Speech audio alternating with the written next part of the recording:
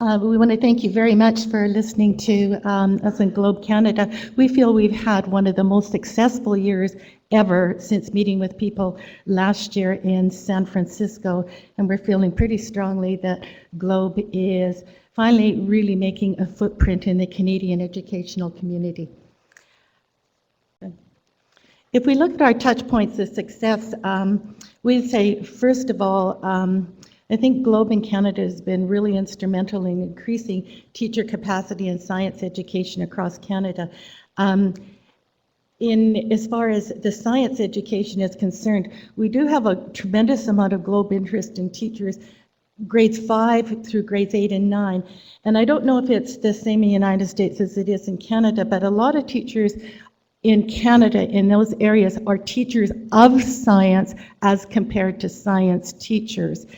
And so by using the Globe protocols, it's been really, really great for these people, because if they're, say, literacy teachers or even phys ed teachers and are still teaching the science courses with a lot of background, Globe seems to be something that's laid out in such a way that they're able to follow and learn along for doing it. We find that this isn't so much the issue in urban centers, but Canada has a lot of rural and northern centers. And that the Globe setting up is really good for that. The second area that we think we've been really successful in is collaboration with individual teachers in their and community venues. In Canada, we're really lucky because we have a lot of environmental centers of excellence that are supported by the government. And I think because we were able to host a couple years ago the Globe conference, it allowed these centers of excellence to come and visit and actually find out themselves what Globe is all about, and therefore they want their centers of excellence, like Kananaskis that some of you visited, or Ralph Klein Park, or the Northern Community Centers, that they're inviting Globe in. And because we operate on a purely volunteer basis in Canada, when these people invite us to come, it allows us to get the message there, whereas we really don't have any financial backing to actually set up things unless we're invited to a center. The other area that I think we've been really, really terrific in is impacting the Indigenous education in the communities north of the Arctic Circle. And we're happy to say, and we'll talk about it in a minute, that we're just about to launch a new Globe Canada website. And this is going to be terrific for us because it'll be a purely Canadian thing that we can hook Globe teachers across Canada as well as learners across Canada, because simply the distances that we're looking at in Canada doesn't make it always very easy to have face-to-face. But if we can have an interactive web page, this is allowing us to get the Globe message out back and forth.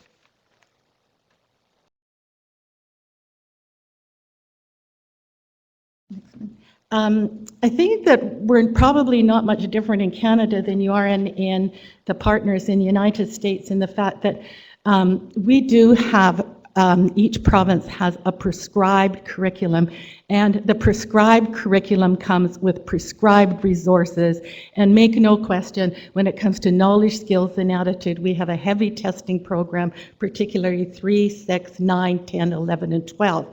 So, of course, it makes sense from a teacher's point of view and the parent's point of view and the student's point of view that the prescribed resources are used and that they're following the learning outcomes. However, it is true that if you examine any of the prescribed resources or any of the prescribed curriculums across Canada, there's no doubt that there's still a focus of teaching about planet Earth through experience in the environment for the main purpose of actually environmental education. One of the things that we have done is we've gotten together and put together like a manual so that people can see where Globe actually connects into the curriculum. It is there, it isn't really, really obvious, but teachers, I don't think, or community curriculum leaders, don't really have the time to examine every program that comes along to look for where the connections are. So we've done the connections for the people so that they can look into that. And We did do a kind of a survey before we came here about the classrooms and the teachers that were using it. And their main reason for selecting Globe beyond other were these 5 reasons. They said, first of all, that in Canada they find Globe really cost effective. You know, you can get the fancy equipment and do and everything, but at the same time, you probably have everything already existing in your school that it's cost effective to put Globe in. The thing is that it's technological connections to get kids beyond just surfing the net and actually getting involved in improving scientific and their technical literacies. They find that Globe is meaningful, authentic, and it's dealing with real life application and real world focus, which is a step beyond our prescribed resources. It's bringing together, they felt, students, teachers, along with local experts and scientists, and we're starting to get some interest from Department of Education and the Government of Canada for Globe throughout, because the one thing that Globe does do is it really leads kids towards careers in science, engineering, mathematics, and this is broadening the pool of science and technological resources in Canada. A lot of people are surprised to find out that the fastest growing industry in Canada is actually the space science industry. I think we have a faster growth in the space science industry in Canada than any other country in the world, including the United States. So we have a tremendous need for experts in that area. And so particularly the CloudSat one seems to be of interest to school boards throughout, simply because it could be leading towards this pool of experts that they're finding they need.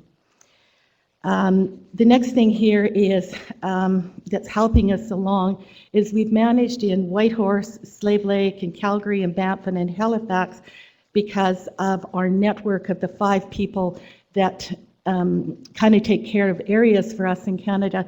And what they're doing is helping people embed, as I say, into the prescribed and territorial programs of studies on an individual basis for teachers. We find it's all fine to have the big group things and get into a teacher conference, but unless you maintain contact with that teacher and actually show them on a regular basis, it can be really, really fast that they lose interest in the protocol or the ESSP.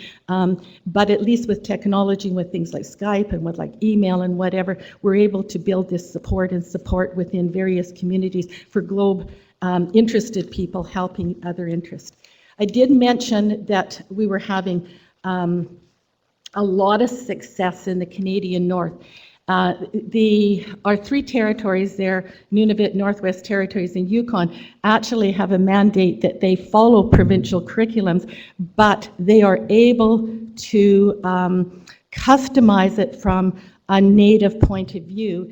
And of course, learning from the land and partnering with the community elders is an essential part of First Nation, Inuit, and Métis learning. And their learning has to entail a significant amount of experiential learning that occurs in the natural environment. And so Globe has been a really, really well accepted thing in the Canadian North. I would say that it's probably growing faster in the Canadian North than we're actually able to take care of. It connects to real world issues there, specifically water and climate change, that they're extremely interested in. And its approach does allow for traditional learning, the traditional knowledge to be implemented in. I just wanted to point out this corner picture here. This is when I was up in Inuvik working with the grade 7 students, and that was actually the noon hour. Even though I've lived in Canada all my life and heard about the dark north, etc., it was surprising to me that when we had lunch outside, that was the maximum light we did have. The other thing that was surprising to me is, even though that this was a K-8 school, the day before is when they had their caribou hunt and they were butchering that day. And they are well served with technology. They're probably better served with technology in our Canadian North than perhaps some of our southern schools. And in addition to that, their ability to go out in the land and learn is unbelievable. The school in Inuit, the elementary school, they go 4 times a year for week-longs on really, really good-sized boats, and as I say, on their quads and so using the Globe protocols within their environment there has really been a good match. We have to give tremendous credit to Bob Sharp, who works at a White Horse, and Kevin O'Connor, who works in Nunavut, because both of these people have language capacity, because remember, first language of these people is not going to be English or French. It's going to be their Inuvialuit or their Gwich'in languages. And these people equipped in that area are able to really, really work with these people along that line. The last area that I just wanted to bring to your attention, and I'll let Bill talk to that, is our under construction, our Globe webpage that I went to. And also I'll let Bill talk to you. We have two places that are wanting to do training sessions, one in St. Croix in the New Brunswick area, and they're looking, we had thought November, but the snow might be too much, it might be October, and we have tremendous interest by the province of New Brunswick and Environment Canada for supporting this for people that are in the Atlantic provinces, but we also have interest in running one in the Yukon, and I would say if we are able to run the one in the Yukon, I would invite all of you to come, because it's not only the Globe learning that you would have there, but between the ice highways and Skagway and whatever, it truly is a safari that may not be there very long from now, and I can guarantee you that it would be the top of your list for anywhere else you've been in the world. I'll just let Bill talk to these training sessions, etc. Thank you. Well, you pretty much covered it, Carol. The only thing is, if you come up to the far north, we don't have to mix reindeer and or everything else. We just give you seal, so you don't have to worry about, super food. Anyways, we're looking at this training session, and again, we're hoping to get some support from Environment Canada, and it's really a challenge to get groups, NGOs and so on and so forth to support and be there, but we're working on it.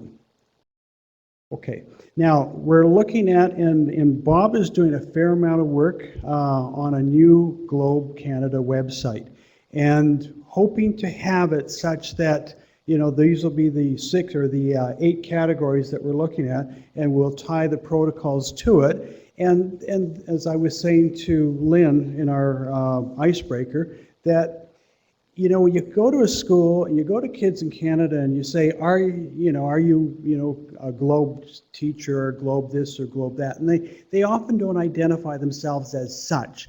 Kids having gone through school don't necessarily see themselves coming out of a Globe program, but the protocols are good science. And so in that case, you see, we've got marine monitoring, which is on the coast, up in the north too, it's going to the oceans.